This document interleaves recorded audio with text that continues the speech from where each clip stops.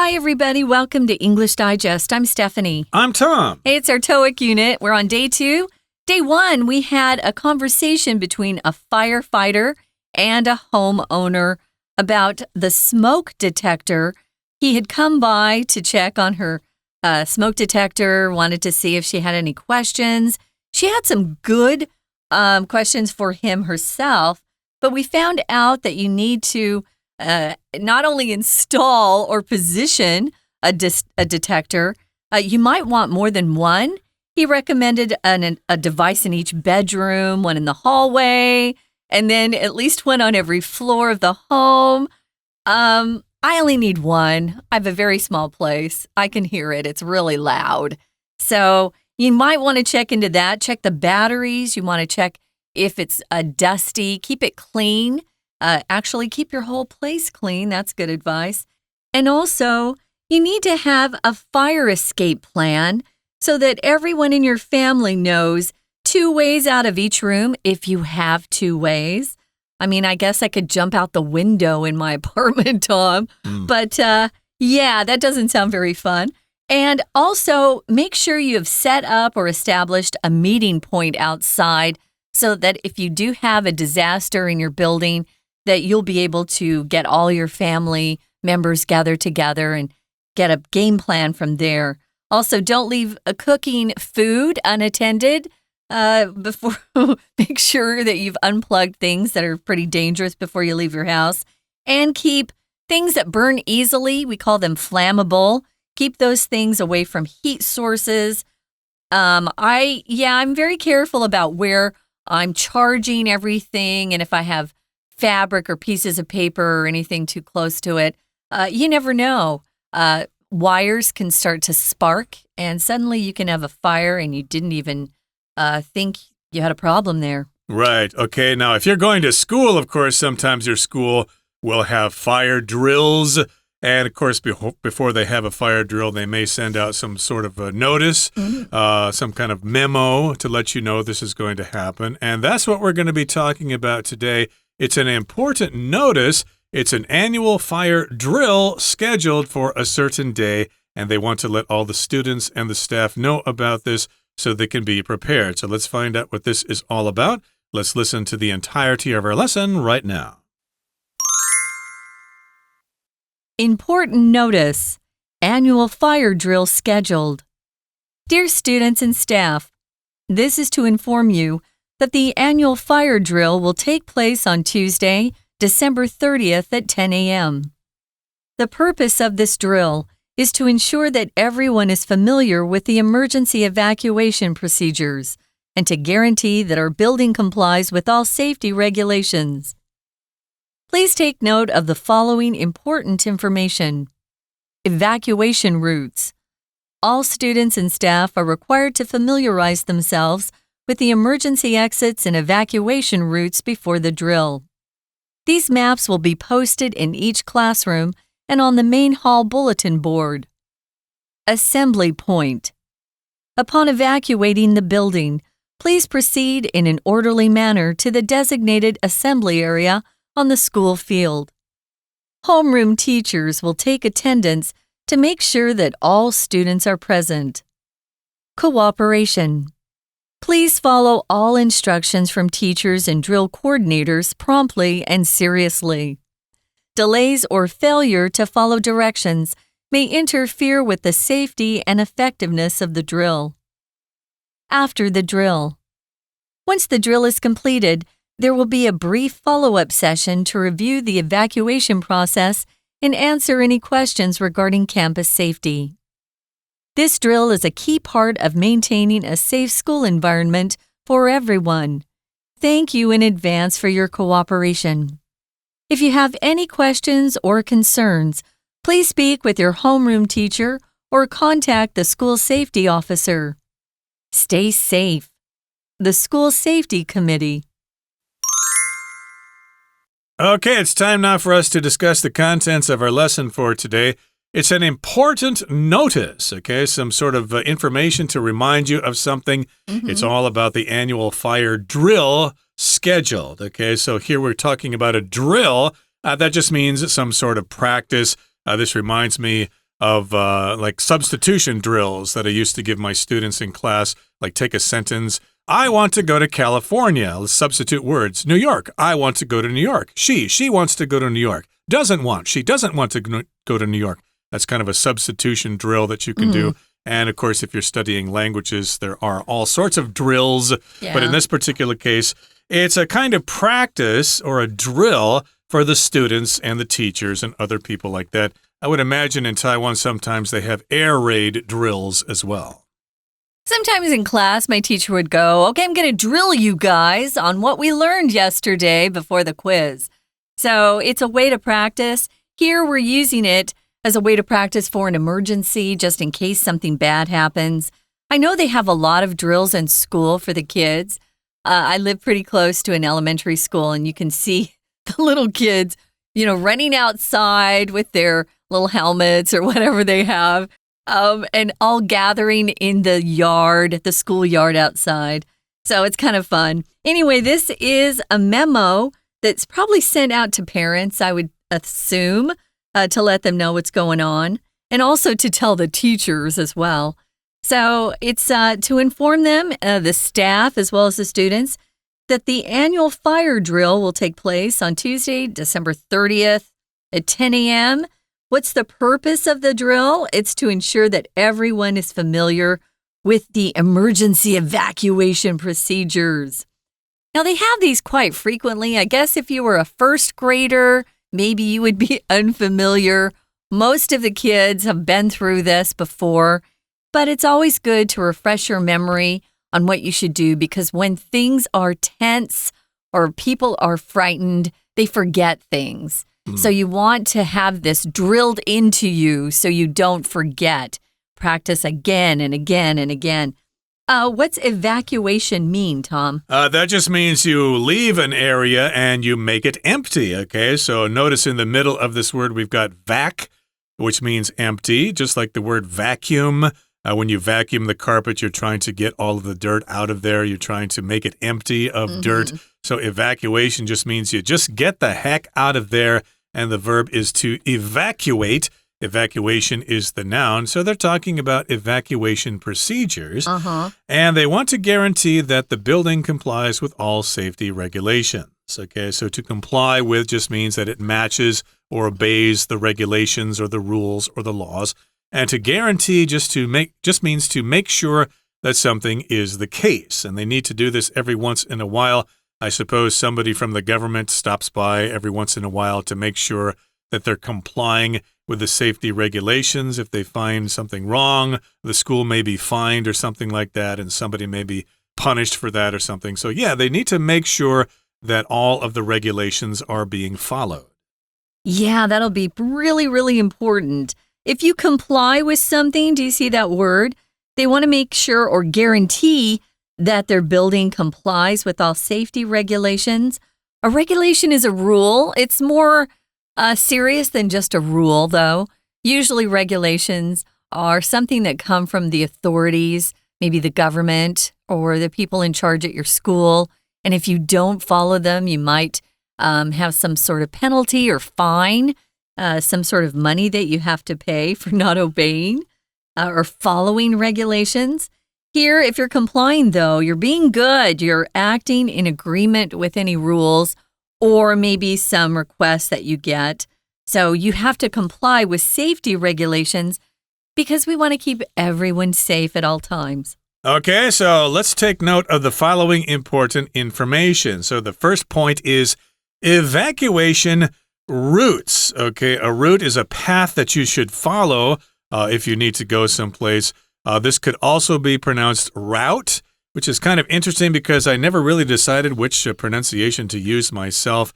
When I was growing up in my hometown, we had different bus routes for all the students who lived in the country. There was Route 1, Route 2, Route 3, etc., etc. They all took those buses home. Oh, when you say you would pronounce it route or route? Oh, I would say route in that particular context. But then when I was substituting for somebody on their paper route, then I called it a route because then you were walking by a bunch of houses and delivering newspapers one by one. That was a paper route. But then the bus routes was pronounced that way. Don't ask me why. I just did it that way. Everybody else did too. So yeah, you just kind of have to hear how other people pronounce this. How do you pronounce it yourself? Well, I did the same thing. We would say Route 66. That's a famous road in America. But when I had a paper route myself, I delivered papers at 4:30 a.m. with my brother. We would say paper route. So yeah, we go both ways. But yeah, if it's a name of a road, and you'll see these in America, they're green signs, and they'll have a number on them. We would always call them routes. So it's just a way to get from one place to another. It's a path, it's a way. So they've got these evacuation routes already plotted out. It says here, all students and staff are required to familiarize themselves with the emergency exits and evacuation routes before the drill. Before it even happens, you have to make sure that you know where the emergency exits are and the walking path, the evacuation route, as they call them. To familiarize yourself with something is just means you learn about something well enough that you understand it, that you can use it to familiarize yourself. Or you could say, I'm not really familiar with that. Can you explain that to me? So yeah, this is a very important part of this note. They need to get to know these places before the drill. Right. Familiarize is probably what the dictionary tells you to say, but most people say familiarize. Okay, familiarize yourself with the emergency exits and evacuation routes before the drill. If you ever take a plane, for example, they'll have some kind of instructions about the same thing, the emergency exits over the wings or whatever, if there's some kind of problem with the plane. Well, they have maps there. The maps will be posted in each classroom and on the main hall bulletin board. So yeah, check out those maps and figure out where to go from your classroom, down which hallway, which direction to go, where to turn, and which door to exit from. Yes, indeed, the maps will tell you where to go. The next point says assembly point. Assembly means a gathering of people. We would have a lot of assemblies when I was in school, starting in junior high and high school. We'd have an assembly and all the kids from 7th grade would come together. They'd get all the 8th graders together. Sometimes it would be the whole school. It would be the whole school assembly. Maybe there was a football game rally, but assembly just means a gathering of people. So the gathering of people point, where are you going to meet? Upon evacuating the building, it says, they need to proceed in an orderly manner to the designated assembly area on the school field. That's what we did. We went outside to the school playground, and there's a lot of grass out there, and we would stand for the drill. Now, if you do something in an orderly manner, it means there's not a lot of confusion. It's very organized. There's not a lot of chaos. And with kids, when you have these drills and they know they're just practicing, they're not real, they're kind of messing around, they're playing with each other, especially the boys, they're joking around, they're laughing. This is a message to them to behave. You need to obey your teacher. Be quiet. You don't need to be joking around.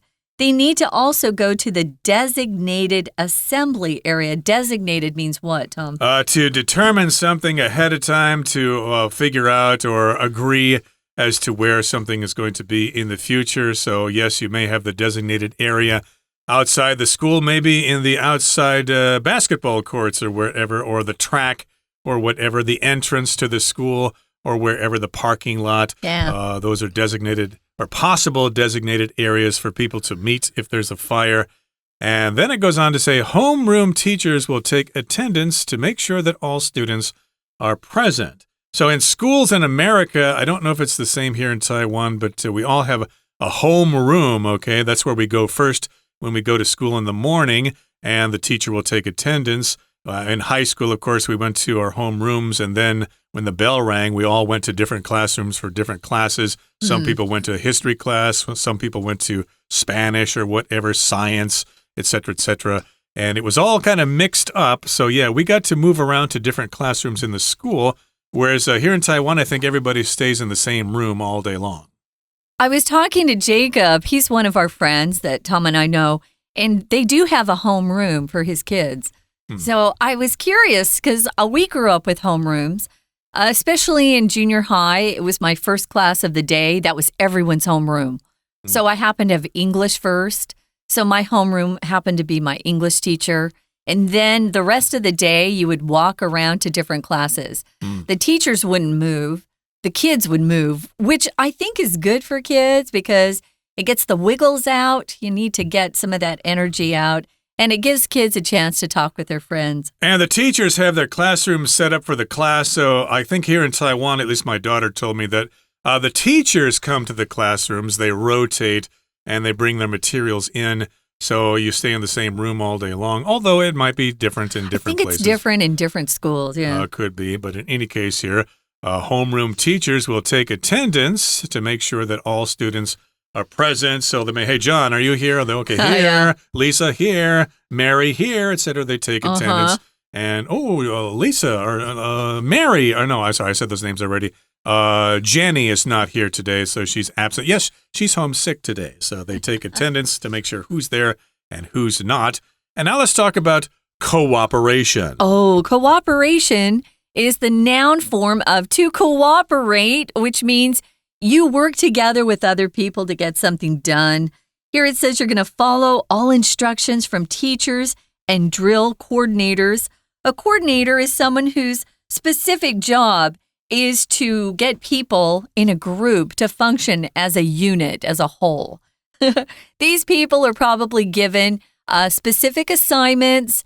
You know, when we have the drill, it's your job to make sure this part of the school is gathered over here, and maybe your job is to work with another part of the school. So these are coordinators. They probably have special vests on so that kids know that they're one of the coordinators.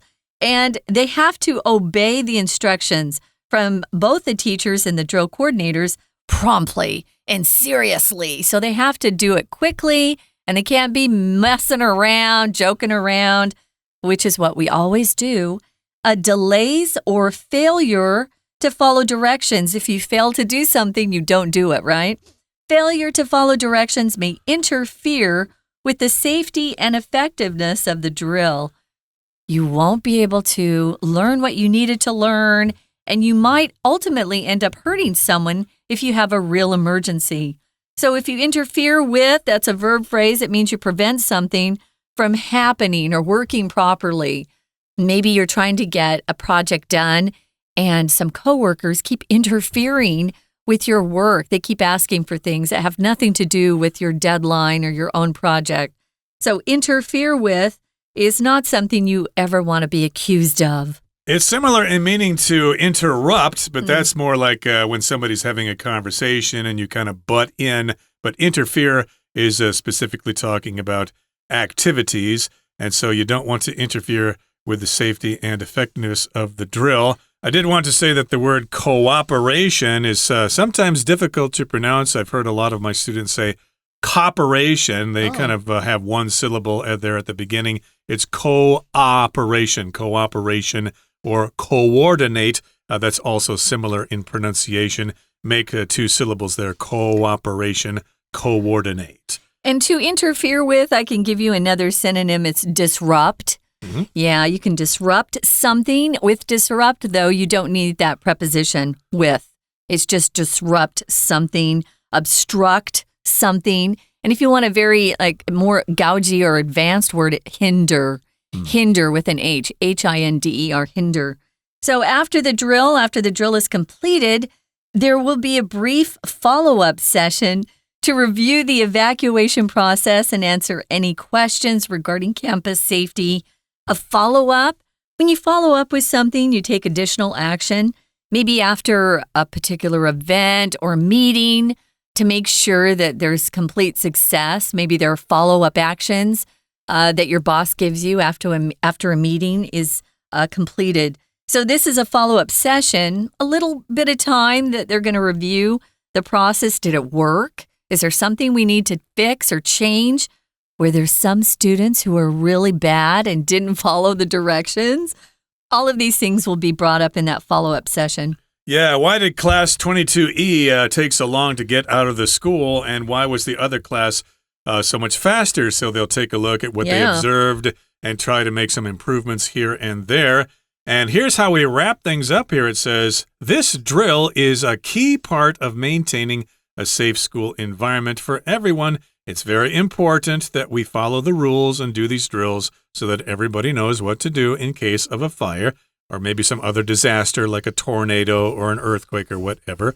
And thank you in advance for your cooperation. So ahead of time, we'll thank you for your cooperation when this drill takes place. If you have any questions or concerns, please speak with your homeroom teacher or contact the school safety officer. So yes, indeed, of course, they invite feedback from students.Yeah, I noticed something during the drill that wasn't quite right. You know, there was like a whole bunch of basketballs in the way of the door there. You know, the PE class didn't put their basketballs away, so lots of people were tripping on the basketballs. Maybe in the future, we should do something about the basketballs. Yeah, maybe. I'm sure they're very helpful people. Okay, guys, before we continue, we're going to listen to our Chinese teacher one time, and then we'll be back to look at these discussion questions.听众朋友大家好，我是安娜。我们昨天带大家看多益单元，就是消防员来我家装烟雾探测器哦，然后还有一些专业的咨询，对不对？那其实我们在学校的时候也有可能会发生火灾啊，学校啊或者是办公室都有可能。所以我们今天要看到的是一个很重要的火灾逃生演练的一个通知。那这个演练啊，真的就是一个练习，就像我们写数学的时候都会有很多练习题啊，就会用 drill 这个字。D-R-I-L-L Fire Drill 逃生的演练，火灾逃生演练。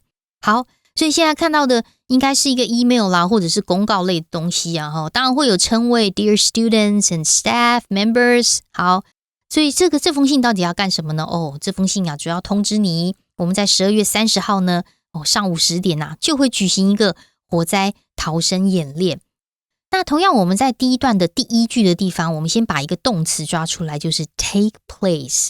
take place 字面上是发生的意思，但是其实它有举行的意思。但是这个举行的 take place 它永远都用主动，不需要再被动了。好，我们复习一下，我们这么说好了，如果是人或某一个单位举行一个比赛，举行一个活动，举行一个火灾逃生演练的话，通常我们会用 hold H-O-L-D这个动词。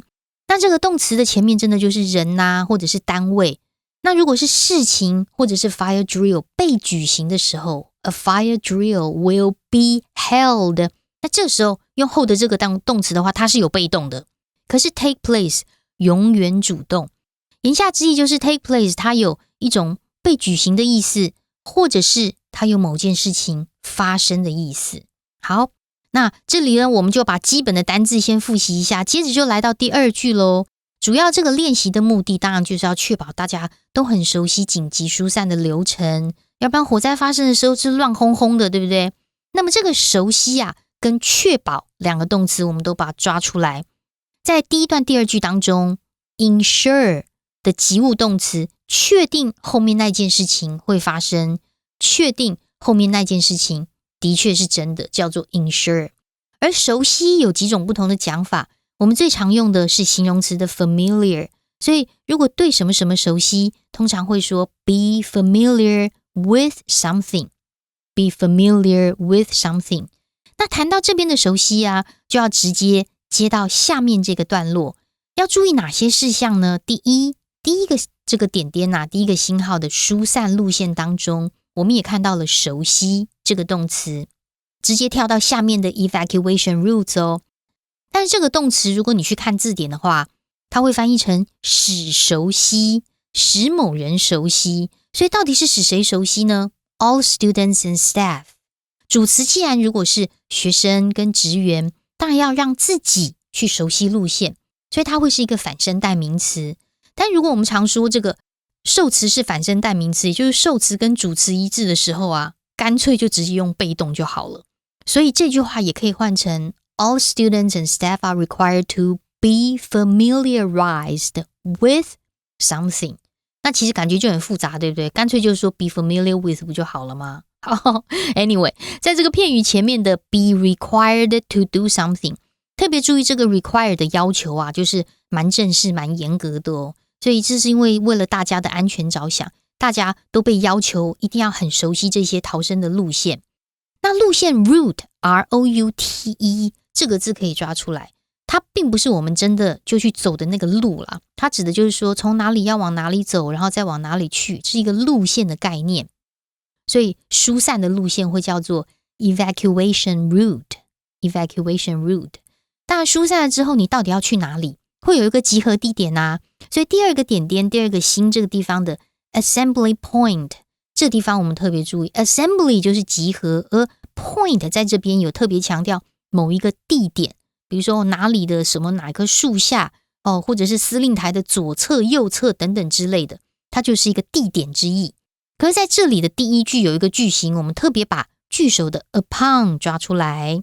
upon 是个介系词啊，它本来有在上面的意思，但在这个句型当中它是一个时间点的强调，它会等于 on。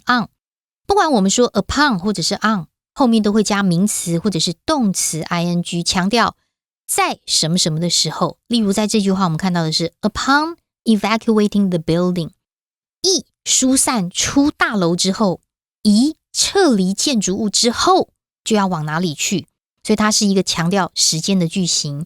好，所以大家就往前走啊 proceed 到 designated assembly area， 到一个指定的地点 designated 指定的地方。然后接下来第二句导师就要点名啦，点名看你在不在，对不对？第二句的动词 take attendance 的 attend 也有出席的意思哦，所以 take attendance 就变成查一下出席的状况，如果不在的人有可能还没有逃走。好，那接下来我们来看这个演习结束之后，最后面第四个点点 after the drill， 在第一句这边的 once 特别小心哦，它不是副词的一次，在这里当成连接词，一旦当如何如何也是强调时间，所以它其实就是一个 when 的概念啦。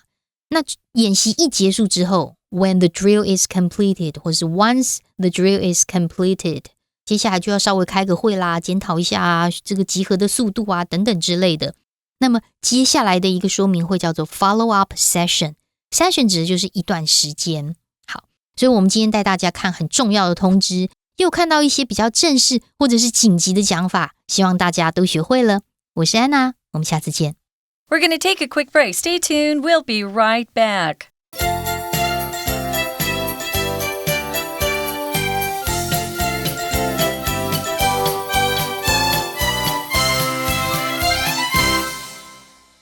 Okay, we've got some discussion questions here, and the first one is, have you ever participated in a fire drill before? What was it like?